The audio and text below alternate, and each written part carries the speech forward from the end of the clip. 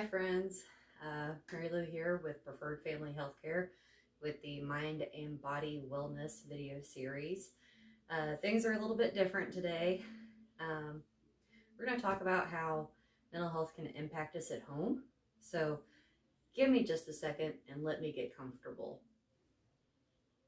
We're back, friends.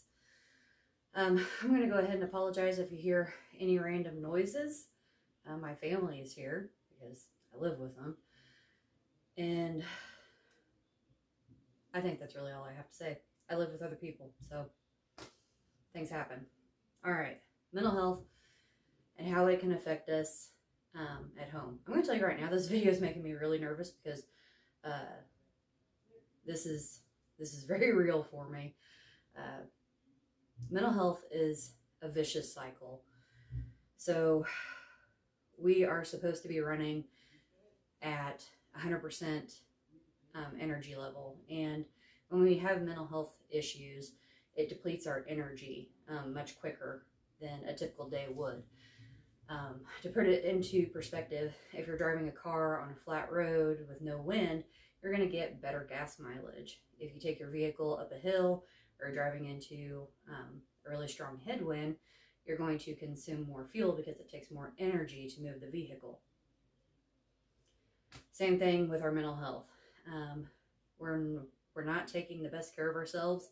It actually becomes harder to get through the day. So with mental health and it affecting our house and what we go through, if y'all couldn't hear that, one of my children just bellowed throughout the house. They know I'm in here making a video, whatever. So with mental health affecting how we operate at home, sometimes it can be very overwhelming, the task that we need to do. Whether you're a stay-at-home parent and you've dealt with children all day, and that can be exhausting, or you have a physically demanding, a mentally challenging job, or you have a job that takes an emotional toll on you. Sometimes by the time we get home, our energy sources are just depleted, and it can be really hard to do the task that we need to get done around the house so that we can have a happy, healthy, clean home. So I don't want to imply that the cleanliness of your house determines your value as a person. I had a great conversation with Angela today in our department about that. That's not the case. I think that most of us can agree, though, that we feel better when we're in a clean, organized environment. I know personally it helps my anxiety if my house is put together and I know where things are and I don't have to hunt to find things. It makes me think of when my boys were younger, little, whatever you want to say, when they were tiny tots. My mental health was not fantastic. And I know that getting ready in the mornings was one of our very most stressful time of the day because I didn't know where their clean clothes were. And people are like, how can you live like that? I don't know how I lived like that. It was very challenging times, but it definitely stressed us all out because we were, digging through baskets to find what we needed and whatnot. So we're going to talk about some ways that we can help combat that. If you are feeling overwhelmed by a countertop full of dishes, something that you can do is make a goal to clean a certain number of items every day. And while you're in the process of doing that, eat off of paper plates and plastic forks. Have a week where you're going to eat lunch meat sandwiches. It's not that big of a deal. As long as everyone's eating and you have some nutrition in there. Man, sometimes we got to cut corners so that we can get it all done. So you're like, oh, I bet MaryLue has something to do with laundry since there's a mound of laundry in a basket. You are correct. So I make a joke that laundry is my kryptonite. I have struggled with laundry since I was out on my own. I have gotten much better as I've gotten older. And I think a lot of that is because I have taken time to help myself. So I don't get so overwhelmed with everything, and I make it a priority because I know that I feel better. But laundry, I still struggle with it. So I wanted to share some tips that I use to get through my laundry. They're nothing special, but it's just a way for me to get through something that typically feels like it's pretty overwhelming. Because, I mean, let's face it, we wash the clothes, we dry them, and this is where I fail at life. If I would just put them away as soon as I got them out of the dryer, I wouldn't have this buildup. But I just throw them in a basket, and then next thing you know, I have like 6 baskets that are heaping full, and I'm just like, ooh, that's going to take up so much time in my life. That means that I won't be around my family. That means, because this is where I do the laundry, in my bedroom. I don't have a coffee table in my living room that could keep me interacting. So, anywho. See, laundry stresses me out. I hate laundry. If we had disposable clothes, let me tell you, I would be there. So I guess to show you, or to express to you how bad laundry was at one point in time in my life, I threw away clothes once because it was too much. It was too much to deal with. It was too much to try to tackle. So I just went through and purged, and I was like, nope. I have enough clothes to wear on my body. I don't need excess clothes. I'm done. I'm not doing it. So whatever you need to do to get through the job, so that, yes, the ultimate goal is to have like a tidy house that's organized, that we don't have to fret over. But there's a real sense of accomplishment when you finish a task. And please know that there are people in this world that love you enough to help you and not judge you. There's only 3 people outside of my immediate family that live with me that knows how stressful laundry is for me. My sister and my mom and my friend Bobby. They have all 3, at some point in time in my life, came and helped me put my laundry away. And that may not sound like a lot, but I've hidden the laundry several times in my life. So allowing someone to see that side of my life was a big deal, to let them in and to let them see that I was struggling. So thank you, Mom, Michelle, and Bobby, for never judging me for all my laundry.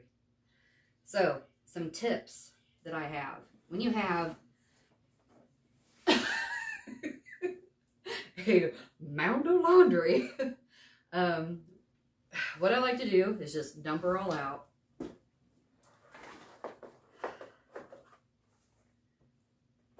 I spend a lot of money in wrinkle release, by the way. So typically what I do is I have a basket for each individual. So that would be like my basket. Then I would have a basket for my partner and a basket for each one of our boys. And then I just go through the pile, and when I find something that is theirs, I fold it and I place it in the basket. And I just go through and I make little baskets, and then everyone is responsible for their own basket. So all the towels get done separately, because I don't let anyone else in my house fold towels, because they do not do it correctly. I have tried training them. I've tried coaching them. There are definitely like 3 different types of people in the world, and they can all be determined by how they fold their towels. So this is where you get to watch me work like a little speed demon and not actually know that it took 20 minutes of my life.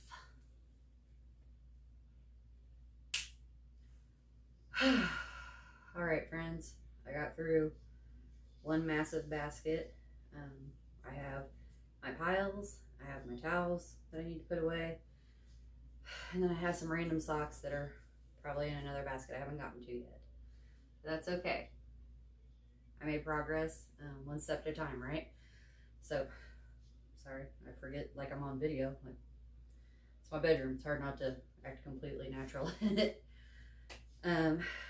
So some more tips so that our housework doesn't feel so overwhelming when we're really busy or really stressed, or if our mental health is constantly a struggle for us.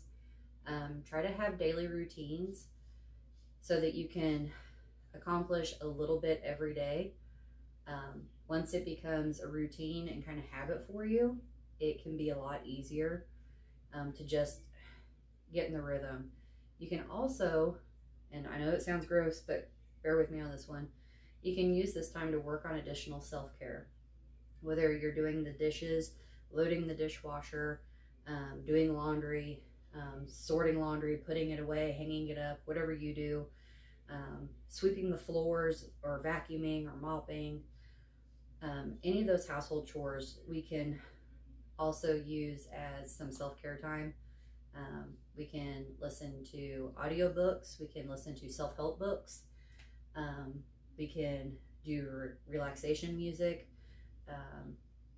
While I'm in here a lot of times, I'll use my phone and I'll watch a TV series that maybe no one else in the house likes. So sometimes I'm almost excited to fold laundry because I get to watch my show finally.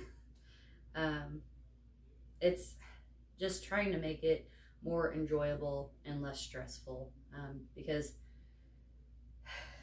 if we don't do it, I don't know if it's ever going to get done. With that being said, if you have a friend or a loved one and you see that they're struggling, you go to visit or you live with them and you can see that they're struggling to upkeep everything or stay ahead of everything, you can offer to help. You can help ease the burden. I'm not saying enable anyone and take over all their responsibilities or all the chores in the house, but offer a lending hand, a non-judgmental hand. And not only are you going to build a stronger relationship with that person, because now they know that you can see them, you can see the ugly side of mental health, and you can still be supportive. Because a lot of times we talk about the more attractive side of mental health, and we don't talk about the side that carries a lot of the shame that comes with having mental health concerns. There's so much shame and guilt, and a lot of it does stem from feeling like you're not good enough. You aren't able to accomplish everything that everyone else in the world is doing, what people expect of you. And that is a lot to carry. So if you can have a loved one or a friend that says, hey homie, I'll help carry that burden. It's cool. We'll spend the afternoon putting your laundry away. That's amazing. That is the kind of support that sometimes allows people with mental health concerns to breathe and to not feel like a complete failure at their role in other people's lives.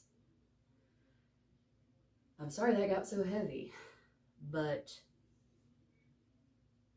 I'm pretty passionate about mental health, and I want to be able to help people in real ways, not just the sugar-coated pretty ways. So if you need additional resources, whether it's due to COVID-19 or any other disaster that you've been through, or if you're just feeling really overwhelmed in life, reach out to us. We can help you find resources. We can help you create a cleaning schedule. We can help put you in contact with a cleaning service if that's something that you're interested in. Like, reach out to us. If you don't feel like you have the support that you need to be resilient with any mental health concerns, we will be there for you. So our contact information, you can reach us by phone at 660-626-0453. And you can follow us on all of our social media outlets. We'll put that in the description box on the YouTube video. And share any of our content that you're like, wow, that really spoke to me. That was good. Because obviously it's not because we're fantastic, wonderful videoers. And I know I look like a turnip right now. But share the content, because we just want to help as many people as possible. We don't want anyone to feel like they're suffering alone. So once again, if you need us, reach out to us. We'll have another video next Tuesday. Check it out. I'm sure it's going to be epic. Thanks for doing laundry with me, guys. Bye.